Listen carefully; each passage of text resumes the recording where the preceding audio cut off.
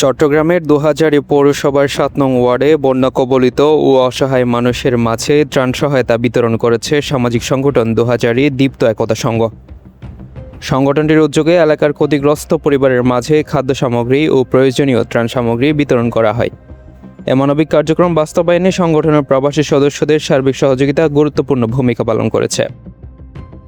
ত্রাণ বিতরণ কার্যক্রমে নেতৃত্ব দেন দোহাজারী দীপ্ত একতা সংঘের সভাপতি মোহাম্মদ সাদ্দাম হোসেন, সাধারণ সম্পাদক মোহাম্মদ রাসেল এবং অনলাইন সম্পাদক মোহাম্মদ আফসার। তাদের তত্ত্বাবধানে সংগঠনের সদস্যরা বন্যাদুর্গত মানুষের হাতে ত্রাণ সামগ্রী পৌঁছে দেন। সংগঠনের নেতৃবৃন্দ জানান, দুর্যোগের এই সময়ে অসহায় মানুষের পাশে দাঁড়ানো সামাজিক দায়িত্বের অংশ। প্রবাসী সদস্যদের আন্তরিক সহযোগিতার ফলে ক্ষতিগ্রস্ত পরিবারগুলোর কাছে প্রয়োজনীয় সহায়তা পৌঁছে দেওয়া সম্ভব হয়েছে। তারা আরও বলেন, ভবিষ্যতেও যে কোনো দুর্যোগ ও মানবিক সংকটে দোহাজারী দীপ্ত একতা সংঘ মানুষের পাশে থাকবে এবং জনকল্যাণমূলক কার্যক্রম অব্যাহত রাখবে। আবু সাইদ মোহাম্মদ সোহেল, WTV।